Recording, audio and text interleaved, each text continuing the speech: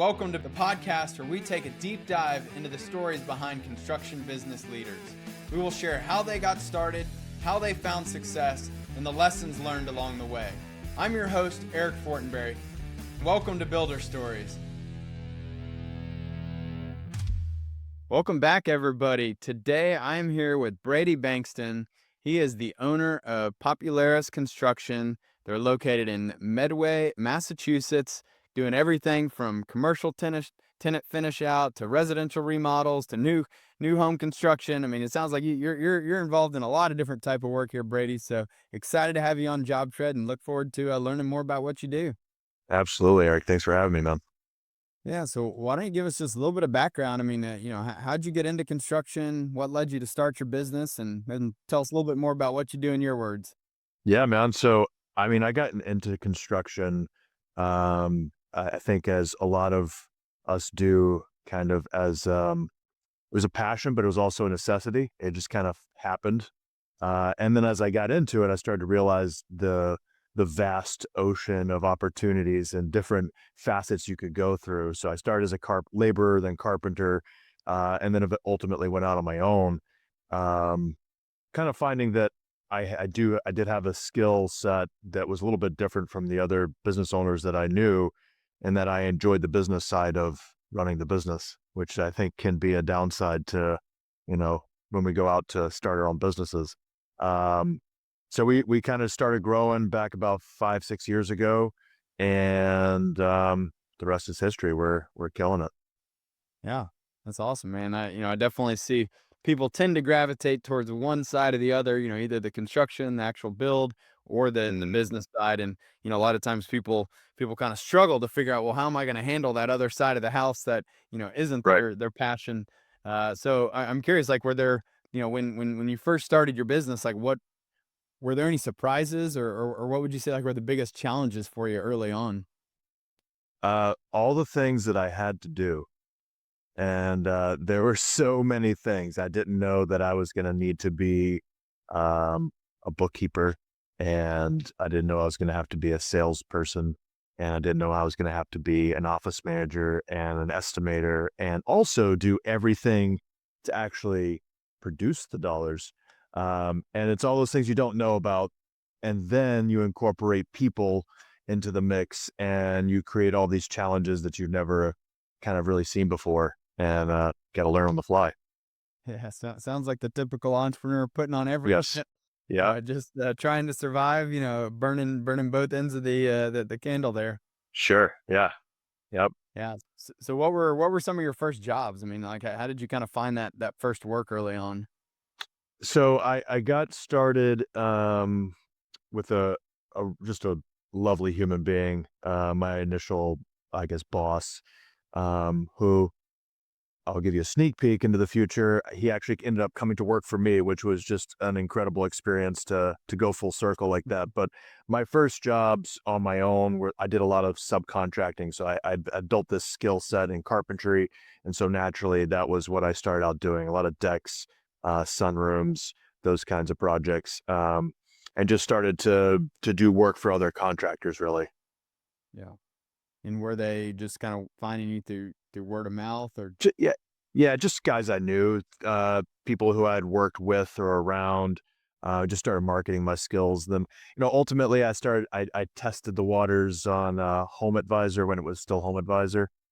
Um, and I was getting completely blown up with, I would get to a job site in the morning to start work, and by noon, I would have a $400 bill sitting there with 10 leads that I needed to follow up with immediately, and nobody answered the phone. So I went through kind of a lot of those lead sources and generations of different types of trying to generate work. And then ultimately just word of mouth was kind of the best, most reliable form of repeat work.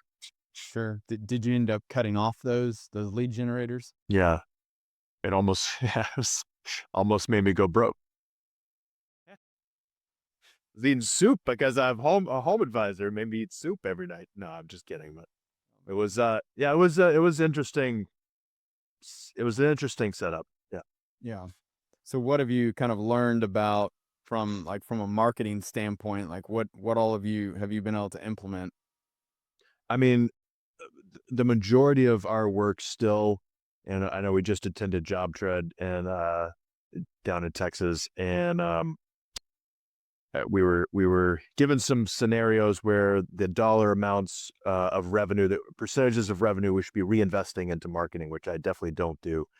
All of our work is really just built off of reputation, word of mouth, and then it's really showing, right? And I think that's really the best thing you can do in business is show, not tell. And so we do a lot of showing, a lot of hands-on with, prospective clients. We bring them into our office, we sit them down, we show them the work, that we show them how the process is going to go. It's a lot of showing, and JobTread has uh, done a great job. I'd love to get into a little bit of that, of allowing me to show a client what their future project is going to look like in a template format of just saying, here's how the project's going to run. So I guess my marketing is really just me taking the time and energy to invest into people to help them understand what they're paying for. Yeah, that's awesome. So you're actually showing them like kind of like what is it like another client's project and kind of what that like that customer experience will look like and be like, or like what how much detail you showing them before they've even agreed to move forward with you? So unfortunately, initially, yes, I was pulling up other people's projects, and then I realized that was not a great idea because our daily logs have, we templated out our daily logs to show all different custom fields that we want our site supers to enter in every day, and one of those is issues and problems. So I started having to, oh, this isn't a good daily log to show you. No, but so we actually took that concept and we built a template job, and we're still working on fleshing it out to make it a little more fun and personal.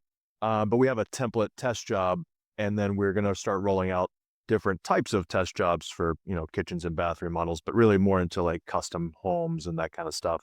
But we'll show them, here's a budget, here's what it looks like on our end. It's not a real budget, but here you get to see kind of like what we're going to be looking at throughout the process.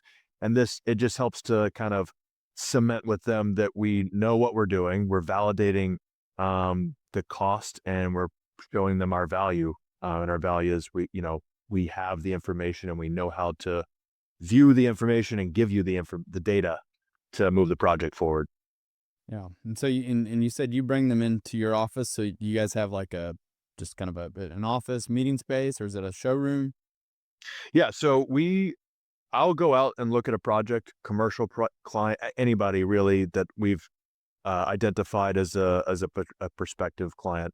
We have a little bit of a system in filtering that out. But once we've identified, I'll go out, I'll meet with somebody at their business, at their piece of land, whatever it is, and just have a conversation. And that's really where it starts. And it's just a lot of active listening. Take as many notes as I can, rely on uh, AI as much as I can to kind of help produce better and more effective notes. And then we take that back and we have, I feel like I'm a sales pitch for JobTread, but we have all of our templates built out for different types of projects, everything from a bathroom renovation to a kitchen to a 16-unit development.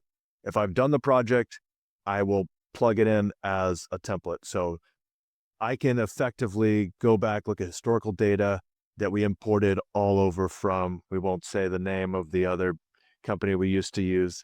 But we imported all of our past data for the last years. And so I have all this historical data I can look at and really within 2 hours put together a pretty well detailed out um, estimated cost. And it's required for any client that wants to move forward with us. Doesn't matter what, it could be an hour and a half away. If I'm willing to come to you, you have to come to me. It's just a way to get them to invest back into us and the project with their time. And I feel like that's an equal exchange. If I'm willing to come to you and spend my time, I expect an equal exchange of time to come to my home. You review this with us in our office. We have a conference room. We'll sit down, and it allows me to kind of just navigate through what I see in the project and to help them see the value of how quickly and effectively we can gather and organize information, and it just kind of shows them what we can do. That was long-winded, but Are you also charging for your estimates or designs or anything? Is there any sort of fee up front? Not for that initial. So, that's where I get paid by them coming to my office and spending their time, right? And I think that's kinda like the initial value, because I have to at least provide them with some sort of information so that they can say, "Yes, we want to work with you." So it's my responsibility to at least provide that value.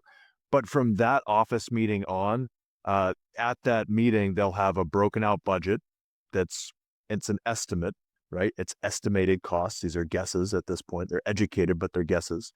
And then from that point, that comes with a pre-construction contract. So we'll say, okay, we expect it'll be 25 hours or 40 hours or 100 hours, depending on the scale of the project. And this is the cost for that pre-con contract. And they'll sign off on that. And that's how we move forward. And that is a cost. Yeah, I like that because, again, that initial investment of their time it is like you said, it's showing that they're willing to put some skin in the game. They're giving something up. It's maybe it's not I'm writing you a $500 check or whatever, and I think people are probably a lot more willing to invest their time and feel more comfortable doing that while they're still getting to know you versus having to fork out that initial, some people will charge kind of that upfront estimate fee or design fee or something like that. Like you're still sort of dating and making sure that it's a good Sure. fit, on your side and on their side. And that seems to be seems like a great approach. I like that a lot. Yeah. It's it's evolved over the years. I'll say that. It was all free all the time in the beginning, which was part of the problem. And now, and I filter. I do a lot of filtering. So, I'll have a phone conversation and just say, I don't think we're a good fit, or my office will, have those touch points and we'll filter projects out. So by the time I'm looking at something, I have a rough idea of a budget. I have a rough idea of a scope of work, and we know that okay, there's something here. And also, just to go back to that meeting, I think one of the most important pieces of them coming in is to face ask hard questions of me, and then me to be able to respond in real time with real information. I can go back to other projects and say, no, I can show you two projects where, these are completed jobs and here's what the electrical costs were. Like, if you want this scope, this is kind of what it's going to be. Or, just this ability to engage in person is so much different from on a digital, or just sending it out and then them having a lot of questions that they don't ask. And then they just look at the bottom number, and they come in, they talk to me, they ask me hard questions. Now they're going to take those questions and they say, okay, Brady had answers. Let's go ask these questions of these other GCs. And they're going to get radio silence and they're going to come back because we're real. Yeah. No, I think, again, that's, I think typically the larger, the scope, the larger the price point, the more relationship building you can do and really, Yeah. investing in that time spent with each other sort of helps to progress that and makes them more comfortable, you know, investing in such a large project. If it's a, quick turnkey project, yeah, maybe you don't need to go out there and you can kind of do it all over the phone or Zoom or whatever. But, when you start getting into these larger remodels, new builds, things like that, I mean, it's, we're going to be together for a while. You're going to spend a lot of money. We need to make sure that Right. that we do want to spend this time together and we do trust each other. Yeah. Well, I think, yeah, so whenever we first met at a trade show, um, I had asked for, some time because it was a big switch for me to go from where I was to switch over to your platform. And I'd asked for, I need some time to really understand to make a right decision. And you afforded that to me without a massive upfront cost. And it allowed me to really understand the value of your product. Um, and I do a very similar thing, which is one thing that drove me even closer to JobTread, was just the willingness to have a high level of customer service. You have a question, we'll answer the question. We're here to help. So I think that for me, our values align in a significant way, which is one of the reasons I came over to JobTread. Yeah, nobody wants to get into, get into a project or relationship or, anything where, you aren't aligned. I mean, if it's like if you can figure that out on the very beginning, before you get too far deep, it just helps everybody, to make sure that this is going to ultimately be, a good relationship. I'm curious though, I mean, you talked about, sort of you've got some sort of these filters, or I suspect you're kind of looking for certain red flags, or different, like Mm. things, like what is it that that alerts you that, hey, this might not be a good project or a good client for us? Like what exactly are you looking for there? So I have a pretty good understanding of we also do some development work as well. So we have a pretty good understanding of home values or real estate value. So just a quick analysis of, I know and we're talking smaller projects like kitchens and baths, like large scale renovations up in the city, in Boston area. Like we have a pretty good understanding. So if a client is saying, I want to fully gut this house and I want to spend $500,000, I know right off the rip, like we're not even talking the same world that, like we're not there. Maybe they can find someone. So it's really a gauge of, what's the geographical location and what's the scope of the work. If the scope doesn't align with what we do, that's an easy filter. If the scope is there, but the budget is, double, then that's an easy, we're just not going to be the right fit for you. We don't need to come talk to you about it. We can't do that job for you. We're not going to put in Home Depot cabinets. That's just not what we do. Um, and so we kind of, based on geographical location and budgets, that's kind of one of the main. But then I also have a heavy hand in, if it's a unique project or a complicated project, sometimes I'll take those on just for exposure to something new. Maybe if it's a low risk, low budget, but it's a unique project, you know, can always make those decisions if they're challenging. So you're having that budget discussion kind of up front, where you're sort of, based on what they're looking for, you'll give them some sort of a ballpark to make sure that, this is even Sure. Yeah. in the realm of possibility for them. Yeah. And my office does that. So I don't even have to I don't have to be the one to answer every call and so we have the layers. By the time it gets to a viable project that I could go look at, there's one last round of, here's all the information we've collected. Here's kind of their budget. What do you think? And then we'll review that again. And then sometimes if it's iffy, I'll just pick up the phone and call and say, hey, it's nice, Brady. I'm the owner of the company. I'd love to come out and meet with you, but I have a few questions. I just want to make sure we're aligned so that, you know, I'm not wasting your time meeting with me and we're not aligned in the expectations that you have for the project. Sure. How would you say? I mean, it sounds like you started off with, kind of much smaller projects, but over the years have really been able to kind of walk into much larger, builds here. I mean, how did that evolve for you? Well, there was no walking. You just dove headfirst. It was a lot of running and clawing. No, we got. I mean, I've just been very blessed with a passionate mindset, and I just have such an intense energy at all times that I've gotten better over the years of filtering out noise and finding some of the gems in there. But it's really just being open to what's around me, talking to people, communicating well with people, and just always looking. If you're not looking, then it won't show up. If you're always looking, it always shows up, but you don't know which one to take. And if you're always looking and it always shows up, and you have a good filter of, you have an alignment of what you're looking for, then you start to find that there's no such thing as luck.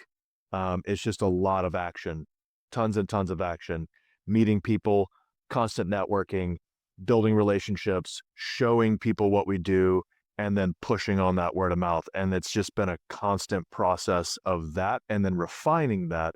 And over the last 2 years, really starting to understand, just getting some business maturity under my belt, and having a good team, I think has probably been the most critical piece out of everything, is having the right team behind me that I can lead into the future. Yeah, so tell us, how have you evolved that team over the years, and sort of what were those initial hires, like key hires that you made, and kind of what's the team look like today? I can give you a couple examples. So the largest thing I had built was a sunroom when a previous acquaintance of mine who owned a large apiary, so he works in honeybees, approached me and said, "I want to build a 10,000 square foot net zero building, and here's what I want to pay you for a GC fee." And I didn't ask any questions. I said, "Sure, I'm your guy." So that you asked me how I made leaps, and that was it. Just say when you have an opportunity that you know can break you through to another point, you have to take that opportunity, and you have to take it with an immense amount of aggression, um, not unfocused aggression, but a willingness to put in the work that it's going to take to get through those hard points. So we took on that project, and it was just me, and I had one other part-time kid that was working for me. And so I just went on a hiring frenzy, just hiring guys, and I got up to 15 people at one point. No real rhyme or reason, just if you could breathe, then you could come work for me.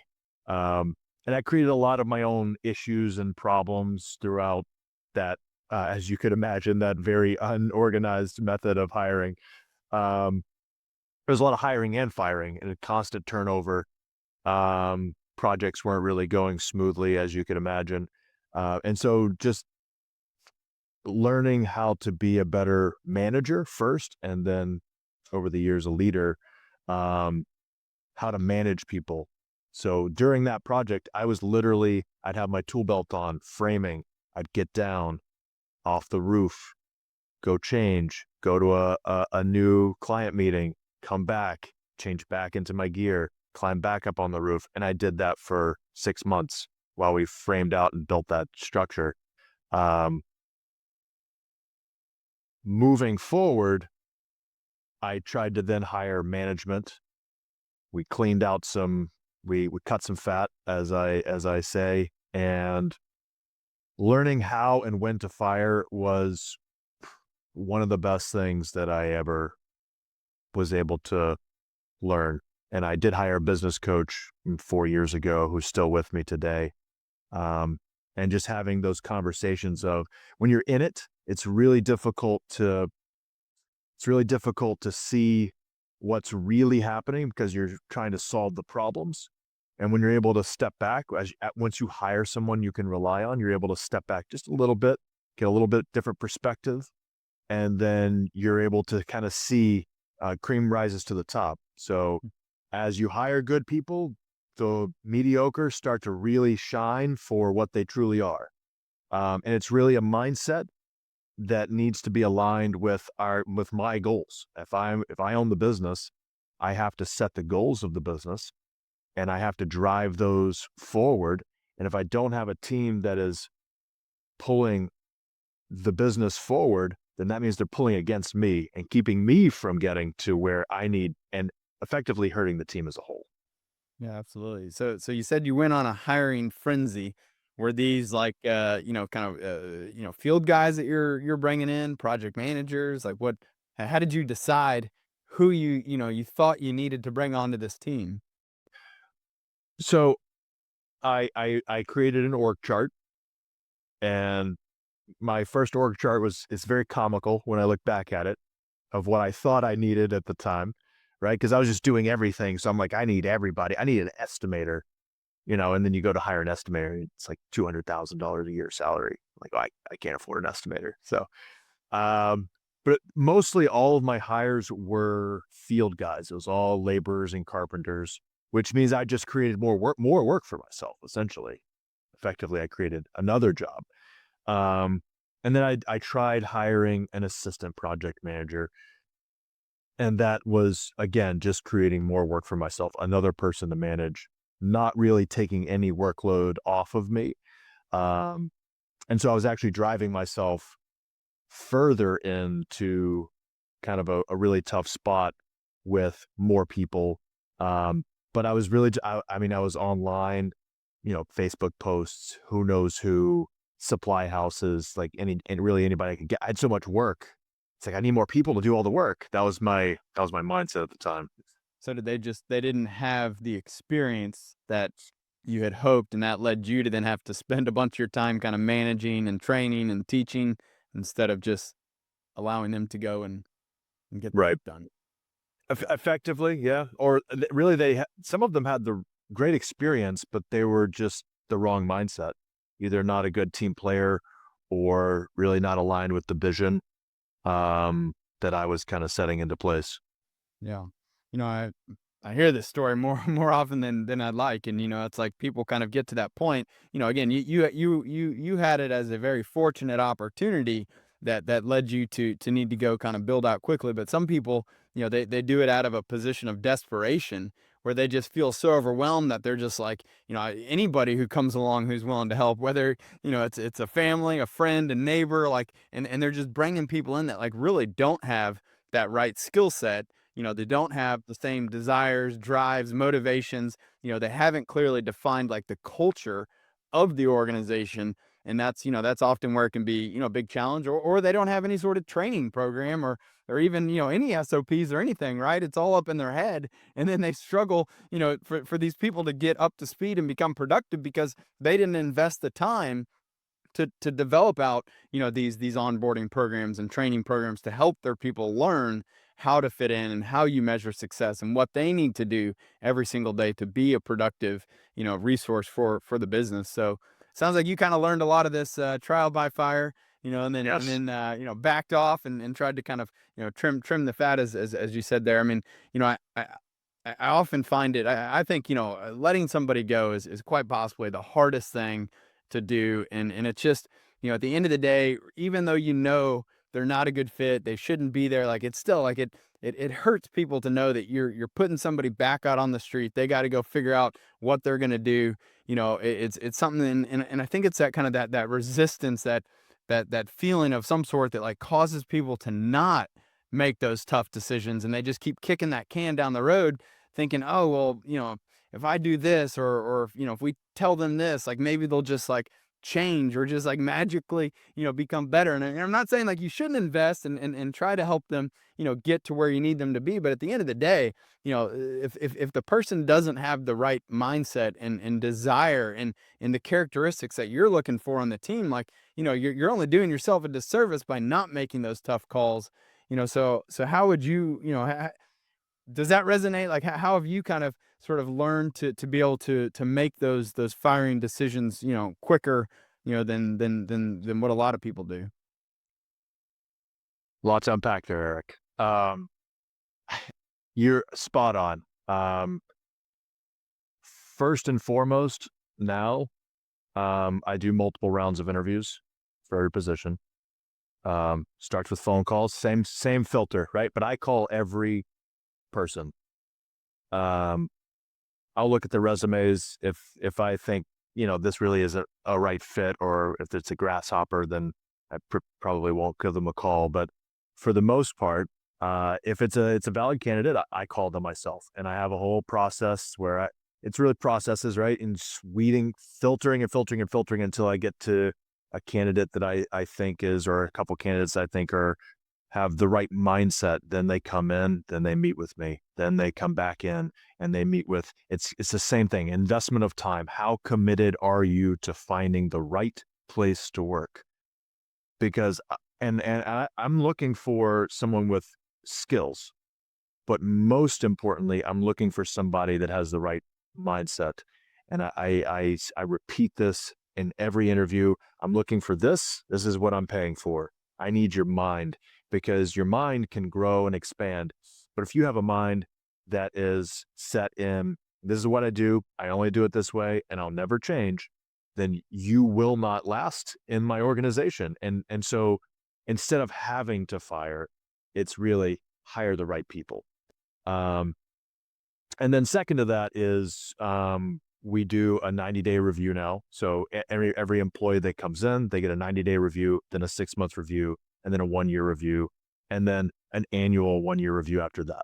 So it's just staying in touch with, because it's so easy just to get away from um, how am I doing? And I think a good human being who is growth mindset oriented wants to know how they're doing. How do you perceive me? Because to the right person, they want to make more money. They want to gain more authority in the business. And the only way for them to do that is to improve their skills. So if I'm not telling them where they are in their skills, then how are they going to improve those skills? And so the right person has to be able to take constructive criticism quickly, effectively, without emotions. It's just, you're not doing this well, fix it, let's move forward. We're good. And that's it. It doesn't have to be this whole process. It's just, it's very straightforward. And that's how I intend and try to communicate with my team. Yeah, that's a great point. I think a lot of people don't take the time that they need to really get to know these people that they may be, bringing onto their team, and it's like, again, you're gonna waste so much more time and money bringing on somebody who isn't a right fit than if you would have invested that time yourself up front, getting to Mhm. know them. And, I've heard, recently a handful of people, they'll actually pay that person to come for, a day or a couple days, like to literally work in the role, hand in hand with the rest of the team to see, what is this person truly like at the end of the day? It's easy for someone to come in for an Yeah, hour, put their name face on and tell you what, what you want to hear. But like at the end of a long, hard day, is that a person that you want to go, grab a drink with, or, get some dinner with, like spend more time together, or are you just like wanting to get away from that person? It's kind of hard to hide it, what their true energies are like at the end of a long day there. exactly.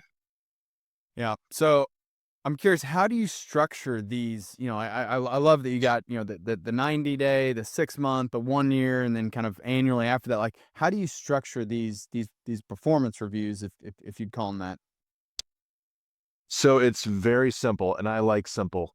If there's a process, I try my best to break it, make it as simple as possible, then break it. Okay, if we add something back, let's add something back. Taking a page of from Elon Musk, and it's 14 questions with a 1 to 4 rating, and you get an average score.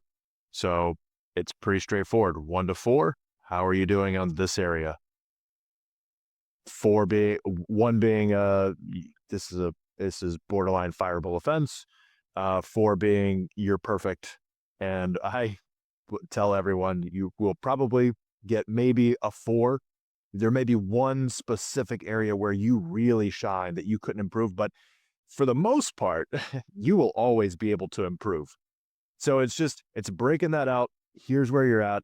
And what's interesting is, so we then I reference that at the next review. We'll reference that same document, and it'll have notes too. So I usually try to include 3 areas of improvement there where they could improve, and then 3 areas where they're really excelling. And I write out maybe a sentence or 2 for each of those. So it just kind of gives a little bit more context to the number, yeah, the score that you're getting. But I think just having a score, keep it simple.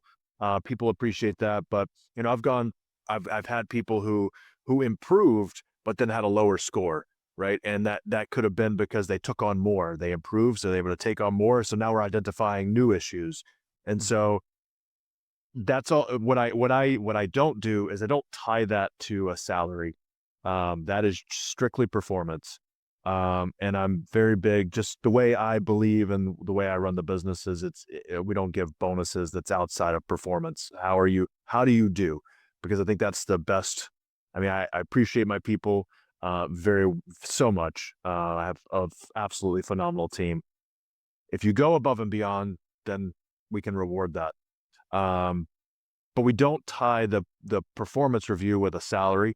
Uh, but we could say, okay, your performance review is phenomenal. Therefore, we're also going to have a salary review, and then we'll kind of give a raise based on those findings.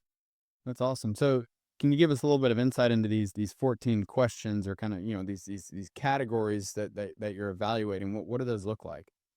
So they're all based around how do you work with your team? How do you take constructive criticism? How do you represent the company? Yeah. Are you effective? how effective are you in your job? And they're not really based on, uh, I would say, data points from specific jobs. But when we're reviewing those jobs, I will grade those. Um, we're working on a whole different bonus platform that will roll out eventually, um, where it'll be basically more in tune with, are your projects delivered on time, on budget? Because we're mostly construction management. Most of our team is all managers of some Mm. sort. So how did you deliver your projects? But this is more the mind, the heart. Where are you? Where are you going? Are you able to take criticism? How do you handle clients? Do clients like you? That's very important. How do you resolve conflict? And really just helping them to, become holistically more in tune with themselves and how they perform their day to day from a mindset perspective. Yeah, that's great. And so these areas for improvement, are those essentially kind of like the goals for the next performance review that like you want to see them make these Right. specific, improvements? Exactly. Yeah, exactly. And what I'll do is I'll identify maybe how. And side note, if everyone in the company knows that if you bring a problem to Brady, you must also bring two solutions. We may not use either of those solutions, but I want you to at least think, how can I solve this problem? Because maybe you don't need to bring it to me in the first place, or maybe you have a great solution that we could just easily implement, but it just creates, it gets the juices flowing of how to think. So the same concept is inputted into the review. Here are some areas that I have identified that you need to improve. So let's talk about this. Here's how we can effectively and quickly resolve these issues. Whether it's a training, or maybe maybe there's a question that is a 5 minute conversation and it's been 6 months and they've had this struggle that I didn't even know about, and they didn't bring it to me, and maybe they didn't even know that was a problem, right? And it's you find these things that you think are like they're you when you're stepping back as the owner, you're like, this is so simple. Why has this not been resolved? But when you're in the trenches, you're running 3 projects and you're just going all day, it's tough for that individual to maybe step back and reflect on what they did well and what they're not doing well. Because to them, maybe some days they feel like nothing's going well or everything's going well. So having that perspective and then a solution. Here's the solution. Here's how we're going to resolve it. So I'm curious, like, I mean, it sounds like kind of this evaluation is done by you, but like, is there any sort of kind of self reflection, or where they're evaluating themselves going into this review? No, but I really like that. Yeah, No, we do both. We have the manager does a review, but then we also have kind of the self, review, the opportunity for them to say what they're doing, from their perspective, what they think they're doing well, where their opportunities for improvement are, and all of that kind of gets reviewed at the same time during their annual performance reviews on our team. I like that a lot. I will probably be implementing that immediately. That's good. So I'm curious to, like, you mentioned, like, sometimes, these things may come up that you're like, man, like, I wish I would have known that, because obviously, kind of first 3 months, cool, 3 more months, now you're at 6 months. But like, when you start to get into the annuals, how do you handle situations that come up like in real time? If someone has, a situation or an issue that you clearly saw could have been handled differently, do you still address that right then, or do you kind of wait until that next review? No, we definitely don't wait till the next review. That would be ridiculous. So we we have I'm very blessed to be able to kind of step back at this phase, and I have a project manager who manages the construction side, and then we run 3 superintendents, and so they directly report to their PM once a week. We have one-to-ones, so everyone in the company gets a one-to-one, and it's really whoever your direct report is. Um, so I have several people who report to me. We sit down once a week for 45 minutes to an hour, and we just run through questions, concerns, solvable problems. So on a weekly basis, on a daily basis, there's constant phone calls. using JobTread to communicate within to-dos, which I absolutely love to-dos, daily logs. So that's a big piece of communication. So from a progress standpoint, like a construction management process, that's happening daily. And then a culmination of that happens once a week between the super and the PM. And each super has that one-on-one time with their PM. And then I have one-on-one time with my project managers, my office. And then once a month, we have a team meeting where we collectively all get together. I was doing those once a week at one point, and then I started running the math on what that means from, productivity loss, because we just weren't getting any real value from having a once a week team meeting. Just meant that we weren't effectively managing the company. Um, so having that team meeting now is an opportunity for me. The last, since we came on to JobTread, my focus has been, how can I help you from the field use the platform more effectively? It's a job requirement. You have to do this, right? And I'm not really getting any pushback, but there's a lot of like, well, what if we do this? Use it, and then let's perfect it as we go. Nice. So you're using those all hands on deck kind of team meetings to sort of review the larger efficiencies of the organization, and then how, the different systems and processes are working. Is that right? Correct. Yeah, exactly. State of the union. Here's the projects we have upcoming, just to kind of help the team collectively understand like what's coming down in the future, where our project's going to be, what are they, get them excited about some of the cool stuff we're doing, um, and just start to onboard them a little bit from a high level. But then really, like you said, just that training of, we're going to talk about to-dos today. So, behind the scenes, I'm working on creating all these templates. Now we're rolling it out. Now they've used it for a month. Now let's talk about, in an open fashion, like what did you like? What do you not like? Where do you see an issue? What's your issues with this? And really, I'm trying to identify where are the kind of the roadblocks that you're having from day to day.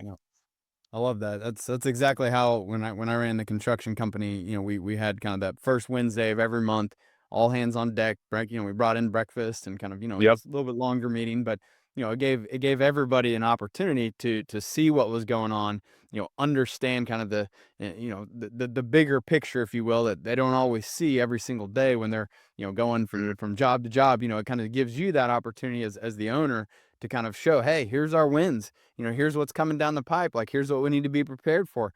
Here's what we could do better. And I found, I think, probably some of the most valuable insight came from these discussions that got sparked up when I just asked the people, hey, how could we as a company improve? How could I as a leader improve? What could we do better? And like, when people see that vulnerability that you offer up, and like, it can become a very constructive way for everyone to brainstorm, in this manner where, again, I'm not calling individuals out. I'm saying, hey, call me out. How can I do better? How can we as a company do better?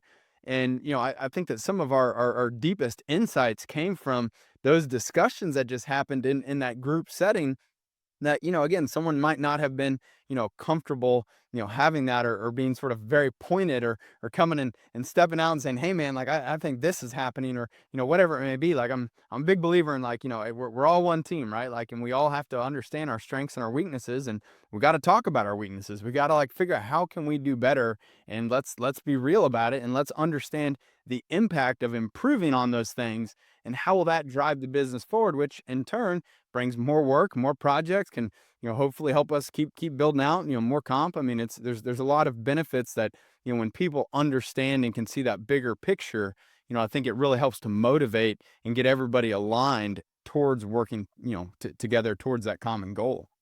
Agreed. Yeah, totally. How would you say, like, I mean, again, you kind of touched on this a little bit earlier, but like, going from the smaller projects to getting into some of these larger projects. I mean, I see a lot of builders who they aspire for the six-figure, the seven-figure projects, but like, they sometimes don't realize that just because it's more money coming in the door, there's also more risk. How would you say that you have really learn to sort of handle, or, mitigate or manage that risk. Because, if you screw up on a small project, okay, business isn't gonna, it isn't gonna be affected too bad. But if you screw up on a big project, I mean, you literally could risk, going under, and I've seen it happen. So how have you guys kind of learned to really manage the mostly the financial, risk and implications of some of these larger projects? Uh, well, from doing it, really, um, being very hands-on and just pushing through some hard times. Like, what would be an example of, like, some hard times that Yeah, you've experienced? the hardest time was whenever I had 15 people and we had, I think, 37 open projects at once. They were all smaller projects varying from maybe $10,000 to 100 or $200,000, mostly on the smaller side. Um, so I had a high volume, which needed a lot of management, heavy management. The larger projects, so I kind of had that bad experience, made it through that, and then just vowed I'm only going to go after big projects. But then I had 4 or 5 large projects in the pipeline, and then 3 of them went on hold. 2 of them never happened. And then before you know it, we're like, where's all the work? We used to have too much work. Now we don't have enough work. And so we kind of work towards what's a balance. Um, the best thing to mitigate risk is to understand where your risk factors are. And that's really dialed in during a pre-construction. So if you don't have the time and energy to give to a large project, then don't take it on, because you have to be able to you have to be dialed in to where are all of your areas of risk, identify those during pre-construction, make sure everyone's on the same page so that when you have an issue, or you have something that comes up, you're able to handle that. I don't know if that answered your question, but Yeah. I think really just the pre-construction piece of it is the biggest piece. Yeah, that's, I think the one of the most, important things you said there is, like, it's, one, it's being able to have this balance where Mm. you can make sure that you do have enough projects to keep the team busy, to keep, the revenue, kind of coming in, and the business going. But, there's that opportunity to take on the larger projects, and you can allocate some of your Exactly. resources towards those, where those can be, really, really, amazing opportunities.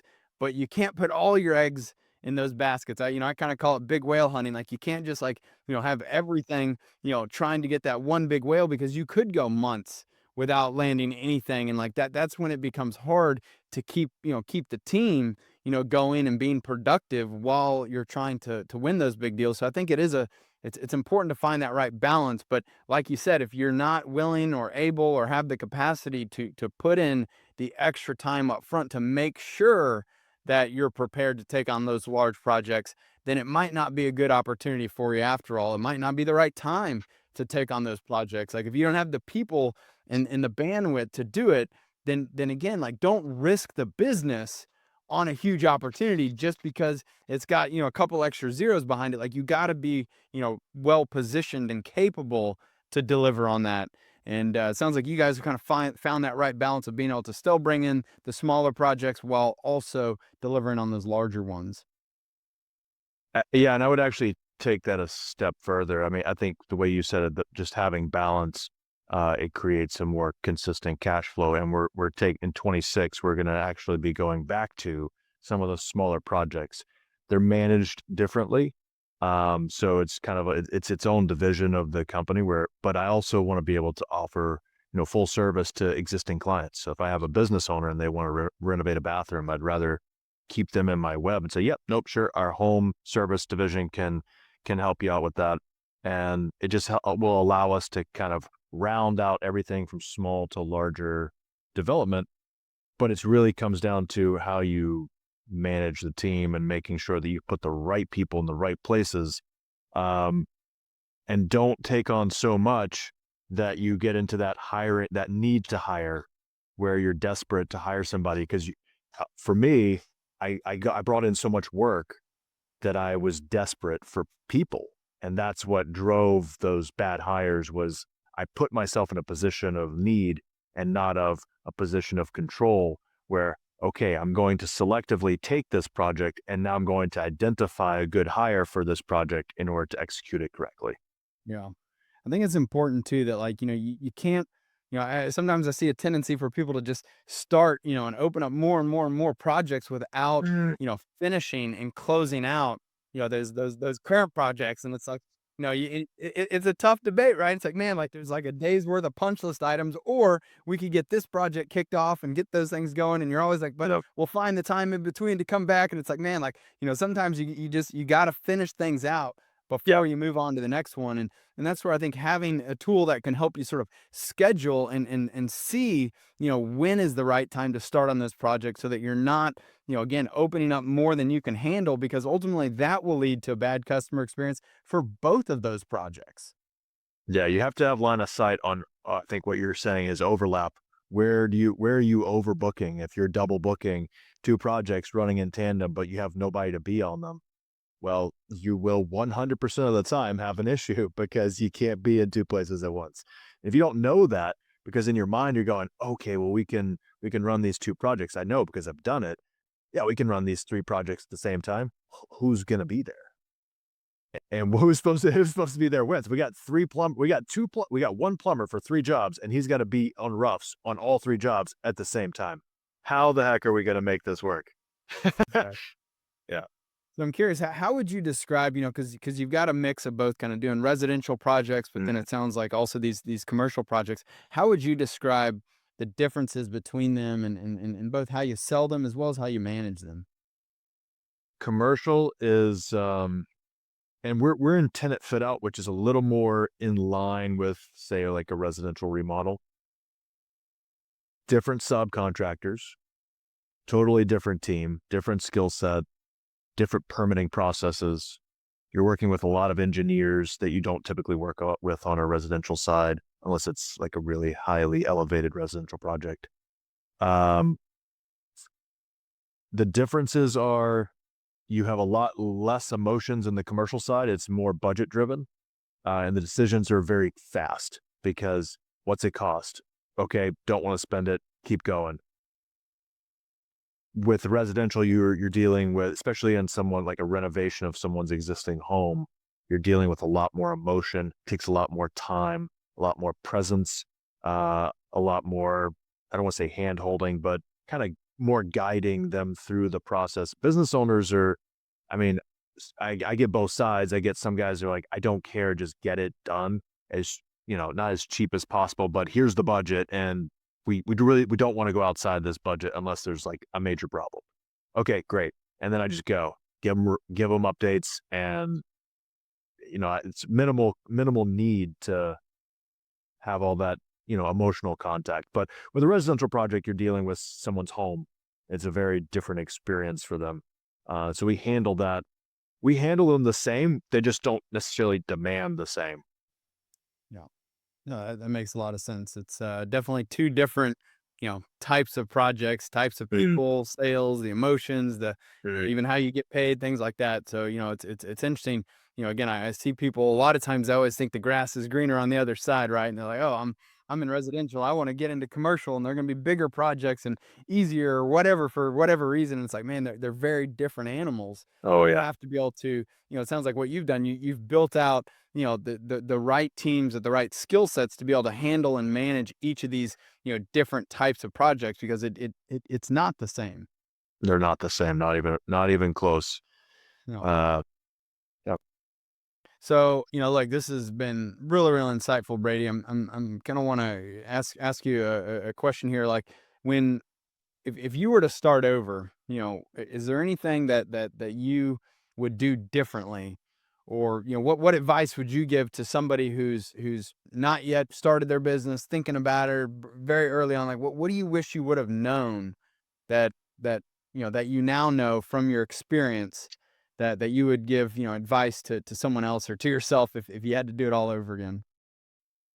slow down, delegate, say no, slow down. You will move so much faster when you know what's going on.